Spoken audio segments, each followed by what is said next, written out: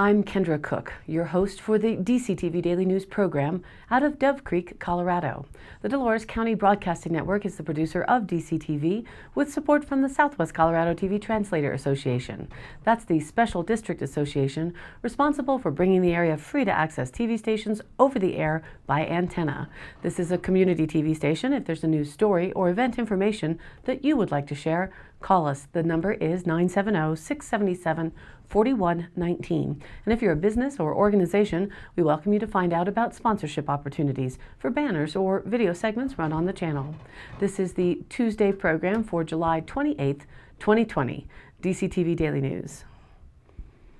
Through new technology, local health experts are able to better pinpoint what outside regions pose the biggest risk to Southwest Colorado for COVID-19, and the results boil down to two of Durango's biggest tourist pipelines, as reported in the Durango Herald, with a photo by Jerry McBride. Brian Devine with San Juan Basin Public Health said several new software applications have been developed by the state of Colorado since the novel coronavirus broke out earlier this year to help local health agencies in data analysis for public health decision-making. One application called DOMO, D-O-M-O, has the ability to tell local health officials the home base of active cell phones in their community. Then, the software weighs in the current state of the pandemic in that visitor's home region. The application creates a report to help show local health officials what visitors pose the highest risk of infection to local populations, Devine said. In La Plata County, for instance, the highest exposure risk comes from visitors from the state of Texas. The second highest risk is from Maricopa County, Arizona. The third highest risk is exposure from resident to resident. And the fourth highest risk is people from San Juan County, New Mexico. All cell phone data is aggregate and does not include personal information, they say. Our residents did an excellent job flattening the curve, Devine said, but for the people in other states with higher case rates who may now be going on vacation, we need to do a better job communicating health orders aimed at reducing the virus's spread. Since the outbreak swept across the U.S. earlier this year, La Plata County's case count had remained relatively low, but in the past few weeks, as regulations aimed at slowing the virus's spread were relaxed and more tourists started vacationing in the region, positive cases have steadily climbed. La Plata and Archuleta counties went from 106 cases on June 25th to 218 cases as of Sunday. The rise in cases also prompted health agencies to start tracking non-residents who test positive here in Southwest Colorado. As of Sunday, 16 non-residents have tested positive in La Plata County and 29 people in Archuleta County. Quote, "We're headed in the wrong direction, and it's creating too much of a demand on our health resources," Devine said. Recently, Mercy Regional Medical Center announced it had to reduce the number of tests it could offer because of such high demand, forcing other centers to offer testing to only, quote, high priority patients. Many of Durango's main tourist draws are either closed or significantly altered because of the COVID-19 pandemic, but still, the region is seeing many visitors who want to escape cities and enjoy the outdoors, said Tim Walsworth, Executive Director of the Durango Business Improvement District. For most of the month of July, for instance, hotels in Durango were reporting a 75% occupancy rate, down only about 10% from the same time last year. And that's not taking into account all of the area's campgrounds and RV parks, Walsworth said, which a lot of people are choosing RVs this time of year. Devine said recent data from DOMO showed 55% of cell phone activity in both La Plata and Archuleta counties came from non-residents. Quote, "A lot of people aren't flying," Walsworth said. "They're driving to places wanting to be more outdoors." Southwest Colorado's economy is highly dependent on tourism, Walsworth said. A study a few years ago found out about half of the purchases in La Plata County over the course of the year were made by non-residents. Rachel Brown, Executive Director of Visit Durango, the main out-of-market advertising arm for the area, said that the agency has ceased all such efforts this summer. Quote, "We're not currently advertising out of market because we want the curve to flatten enough to have our residents feel comfortable welcoming visitors," she said. That said, visitors are still finding Southwest Colorado, Brown said. Simply put, we are welcoming visitors and communicating all the public health orders and travel advisories to them, she said. Devine said DOMO's data isn't a definitive portrayal of all of the risks to the community, but it is a useful tool and exercise that shows where infections may be coming from. And he said it helps the local health department in setting regulations to slow the virus's spread. Because health officials officials know a major risk of infection to residents in Southwest Colorado is people visiting from outside the area. Local agencies have asked Governor Jared Polis for a new COVID-19 tracking model specific to Southwest Colorado and the Four Corners, Devine said. With our situation down here, we're so connected to certain disease hotspots, he said, and we think the statewide model is not detailed enough. And a reminder that here in Dolores County, first of all, the cell phone tracking is not available. There's too little data, according to the website, but we still remain, according to the Public Health Department, at one recovered case in the entire county. All the rest have come back negative as testing continues.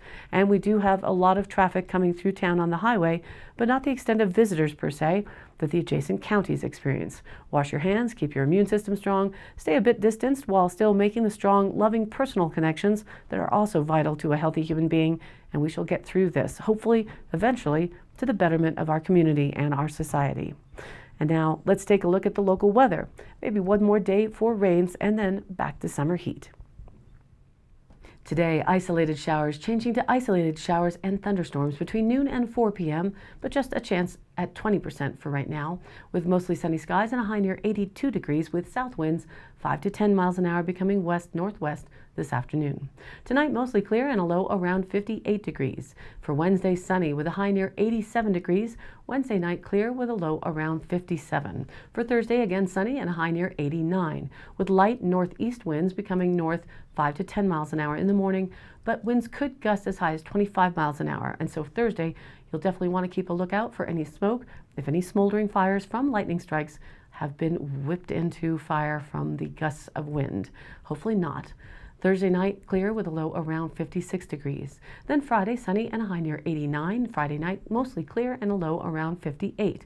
And into August 1st for the weekend, another hot, sunny summer day on Saturday, sunny with a high near 90 degrees. Saturday night, mostly clear and a low around 60. And then Sunday, sunny again with a high near 90. Sunday night, mostly clear and a low around 59. And now, back to the news. Bustang Outriders round-trip bus service from Durango to Grand Junction has resumed with COVID-19 prevention measures, also reported in the Durango Herald with a courtesy photo. To ensure social distancing, capacity has been reduced by 50% or 16 maximum passengers, said Roadrunner Transit Director Ray J. Rhodes. People are grateful the service is back. A lot of the community depends on it, he said. Passengers and the driver are required to wear a facial covering. Guests will be subject to contactless temperature checks. Anyone exhibiting symptoms cannot board. Hand sanitizer is provided and masks are available for passengers. Drivers must clear a COVID-19 symptom screening before their shifts and regularly wipe down the bus throughout their route. When available, each bus will have a security driver door. Selected seats will be physically blocked to ensure proper social distancing. Family members can sit together. Between shifts, the Bustang coaches go through an enhanced sanitation process. Rhodes said, quote, they are thoroughly disinfected and steam cleaned. Then an ultraviolet light is turned on for a while, he said. Bustang was required to submit COVID-19 prevention protocols to the governor's office and was approved to resume service June 28th, Rhodes said. Long-distance bus service had been ordered shut down on March 30th because of the pandemic, in alignment with Governor Jared Polis's previous statewide stay-at-home order. Rhodes said ridership on the round-trip route from Durango to Grand Junction has been down since the pandemic hit. Normally, the service sees 25 to 38 per day, but now passenger use is down by half. Fixed Roadrunner routes in Durango, Bayfield, and Ignacio have experienced a 50% decrease in ridership, although the Ignacio service is beginning to rebound. Roadrunner also began offering routes to Mercy Medical Center. The Bustang Outrider kept its 6 staff members throughout the period of suspended service, Rhodes said. They received payroll protection financial assistance from the PPP, including $176,000 through the CARES Act for driver salaries and COVID-related prevention materials. Bustang Outrider is managed by the Colorado Department of Transportation.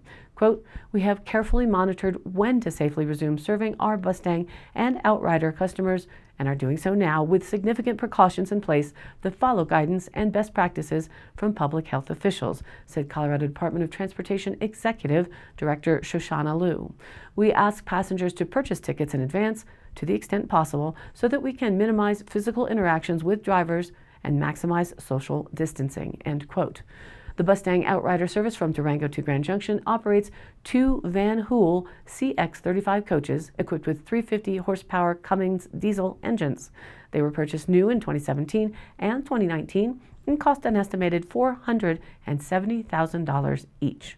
At 35 feet long, the Van Hool coaches allow for improved handling on curvy mountain roads, Rhodes said. They are equipped with bathrooms and Wi-Fi and have automatic drop-down chains for snow roads. The daily round-trip service leaves Durango at 6:40 a.m. and arrives in Grand Junction at 12:23 p.m. On the return, it leaves Grand Junction at 1:25 p.m. and arrives in Durango at 7:10 p.m. The route has stops in local towns, including Mancos, Cortez, Dolores, the town, Rico, Telluride, Placerville, Ridgeway, Montrose, and Delta. Tickets for the whole route or between towns can be purchased online or in cash when boarding. For information, fares, and tickets, go online to ridebustang.com. For 30 years, Tom Macy has been working to preserve a 65,000-acre swath of land in the Navajo River watershed of southwest Colorado. As the Western representative for the Conservation Fund, an environmental nonprofit, he's worked on many other projects in the country's most scenic states. That according to an article from the Durango Herald with courtesy photo. But this landscape rose above the rest, and last week the last portion of the land was preserved under a perpetual conservation easement. High snow-peaked mountains wrap around the watershed's lush valley in Archuleta County, filled with trees taller than what is typical for the otherwise arid region. Quote, "It feels like a remote part of Alaska or British Columbia," Macy said. The watershed is one of the last places that grizzly bear were seen in Colorado, and the streams on the land support the recovery of the San Juan strain of the Colorado cutthroat trout, which was presumed extinct for 100 years until it was rediscovered in the watershed in 2018. Nestled in the valley are 10 working cattle ranches, which also offer hunting and fishing to visitors. The land includes the headwaters of the San Juan River, one of the biggest tributaries of the Colorado River. Quote, "We're proud to partner with the Conservation Fund, the USDA, U.S. Department of Agriculture, Forest Service, and owners of Banded Peak Ranch to conserve the myriad of ecological values on the ranch," said Mike Lester, state forester and director of the Colorado State Forest Service, in a news release. The Continental Divide National Scenic Trail runs along the eastern border of the watershed property for about 10 miles. With the easement in place, hikers will always see the valley landscape with scattered historic farmhouses, not a subdivision or a golf course, Macy said. Some of the families on the land are the 4th or 5th generation of their family on that land. Their grandparents are buried there. Quote, "We're protecting ranches in a rural part of the West as well as the natural landscape," Macy said. But the conservation easement on the watershed, a legal agreement that gives the owners the right to use the land as they want as long as they do not develop the land or drill it for oil, also protects a major source of water for the drought-stricken Four Corners. The water that flows from the Navajo River watershed provides irrigation and drinking water for 1 million people in New Mexico, including 90% of Albuquerque's water supply. Wow. Conservation easements balance the economic reality of places like southwest Colorado, which rely on land use for the local economy and preserving the natural landscape, Macy said. The conservation easement doesn't tell them what to do with the land, he said. The easement prevents the land from being developed or used for oil drilling, which could harm the vital resource of water. Productive uses are allowed, but destructive uses are not allowed, Macy said. Many ranchers are sold because people can no longer afford their bills or the price of land in southwest Colorado. There are very few large landscape ranches like this, Macy said. It looks like it did at the turn of the century and will remain that way. The Hughes family from Denver owned the property in the late 1980s when Macy first set foot on the land, but over the time, deaths and family members moving on provided an opportunity for the Conservation Fund to find families to fill the ranches that would be willing to work with them on the conservation easements. The final 16,000-acre ranch in the watershed, Banded Peak Ranch, was acquired for the conservation easement with $7,000 from the Forest Service's Forest Legacy Program, which is funded by the Land and Water Conservation Fund. LWCF is funded by offshore drilling revenue, not taxpayer dollars, and supports conservation projects across the country. The Great American Outdoors Act, a bill that passed both the U.S. House and the Senate, provides full and permanent funding for the LWCF. The bill is now on the President's desk for a signature. Quote, It's a very important source of funds, Macy said. An international environmental foundation, the Weiss Foundation, WYSS, matched LWCF's funding contribution to the project. It just shows how important and special this land is, Macy said. We applied and competed with landscapes across the country and came out second in the nation out of 35 to 45 applications. Each family living on the land is different, but they are all conservation oriented, he said. Our family had been dedicated to land conservation and land stewardship in Colorado and elsewhere for many years, said Karen Griscom, a member of the family living at Banded Peak Ranch. That was released in a news release from the Conservation Fund. The two adjacent ranches, Cat's Paw and Navajo Headwaters, are owned by members of the same family and protected through a series of conservation easements held by the Colorado State Forest Service and Colorado Open Lands. Quote, they are a group of ranchers working together to support a landscape that supports clean water, wildlife, and traditional values, Macy said, and that's hard to find. New Mexico has its first positive human plague case in 2020. That is the new fear-inducing headline, and here's the story from the Journal. A Santa Fe County man in his 60s was diagnosed with bubonic plague and is recovering in a local hospital, the New Mexico Department of Health announced on Monday. This is a reminder that even during a pandemic, other infectious diseases are out that can still put your health at risk, Kathy Kunkel, Secretary of the Department of Health, said in a news release. An environmental investigation from the health department is underway at the person's home to identify any potential risks to immediate family members, neighbors, or the surrounding community. Quote, all New Mexicans need to be aware of the risks for contracting diseases like the plague and take the necessary precautions to avoid them, the news release said. While it is not certain how the man contracted the plague, a bacterial disease most commonly found in wildlife, it is typically transmitted to humans and pets through the bites of infected fleas. Pets have also been known to contract the disease after eating an already infected animal. Symptoms in humans include a sudden fever, chills, headache, and muscle weakness, and the disease is often accompanied by swelling of the lymph nodes in the neck, armpit, or groin, and in cats and dogs, plague symptoms include fever, loss of appetite, and lethargy. There was one case of animal plague earlier this year in a dog in Santa Fe County, according to the state health department.